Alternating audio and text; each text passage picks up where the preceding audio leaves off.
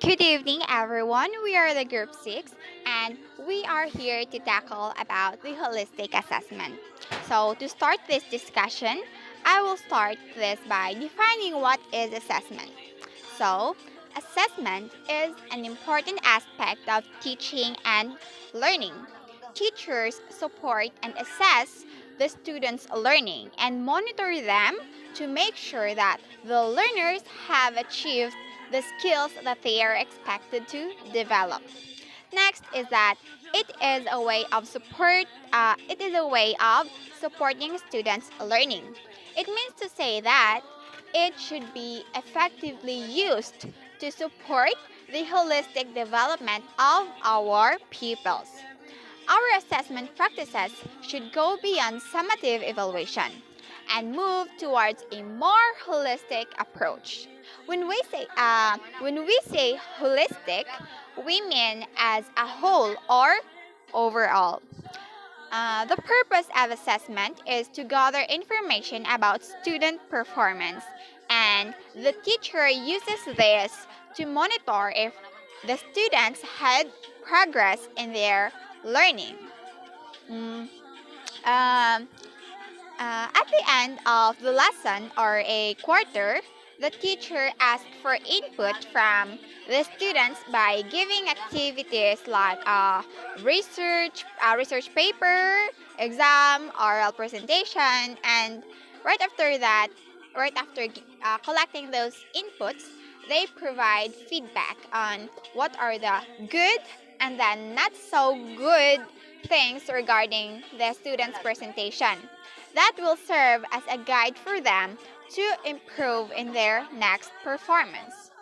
And now, let us proceed to our main topic, which is the holistic assessment. This refers to the ongoing gathering of information on different facets of a child from various resources with the aim of providing qualitative and quantitative feedback to support and guide the child's development. So, students does not only learn in school, for they can learn a lot of new information from the people surrounding them, especially at home, since parents also play an important role in the development and growth of their children. They can teach them new information by letting them do the household chores, for example, and at the same time, while making them do the household chores, they can explain why there is a need for them to do such. And also, why is there a need for people to work? Why is there a need for people to keep our environment clean? Why we have to save electricity and water and so on. This new information that the children learn, this will guide them in their development and growth. Now, let us proceed to the characteristics of assessment. First, we have proximity to actual language use and performance. Mm. Assessment procedures should be based on activities that have authentic communicative functions rather than ones with little or no intrinsic communicative value. So it states that as a teacher, you should give them activities wherein they can share their ideas, express their feelings, either in oral or in written activity. An example activity for this is you can group your students or learners and you give them questions or you give them um, selection to read or what. Then you have their questions and let them explain and expound their ideas about it. And as a group, they will, of course, have a discussion and each of them are to give their ideas. These activities are based on actual performance in authentic situations which the learner is likely to encounter in his or her daily life. So, in that said activity, We can see that the learners develop their skills by interacting with their group mates. The second characteristic of holistic assessment is a holistic view of language. Assessment procedures are based on the notion that the interrelationships among the various aspects of language, such as phonology, grammar, and vocabulary, among others, cannot be ignored. Also, the four skills of language, listening, speaking, reading, and writing, are seen to be parts of a structurally integrated whole. A holistic view of language sees it all in all, which is indistinguishable in a significant way for educating. These differentiations are an atomistic way to deal with language, which endeavors to break down language into parts, for example, grammatical structures or functional exponents. A holistic approach would focus on everything the learner needs to know to convey successfully. It focuses to communicative learning while not forgetting about the formal, grammatical, and structural contents. The four skills, listening, speaking, reading, and writing, are all utilized to each other to form the whole. The third characteristic is an integrative view of learning. Assessment attempts to capture the learner's total array of skills and abilities. It measures language proficiency in the context of specific subject matter.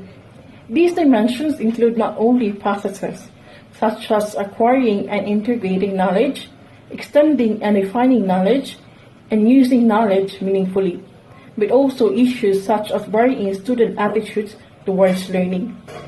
Integrative view of learning comes in many forms, including connecting skills and knowledge from multiple sources and experiences, applying skills and practices in various settings, utilizing diverse and even contradictory points of view, and contextually understanding issues and positions. The next characteristic of holistic assessment is developmental appropriateness. Assessment procedures set expectations that are appropriate within the cognitive, social, and academic development of the learner. So, it's a comprehensive approach where educators seek to address learners' cognitive, social, and academic needs in a somewhat integrated learning format. We can use a variety of developmentally and ability appropriate instructional strategies, resources to support access to the curriculum for a wide range of learners within the general education classroom and environment.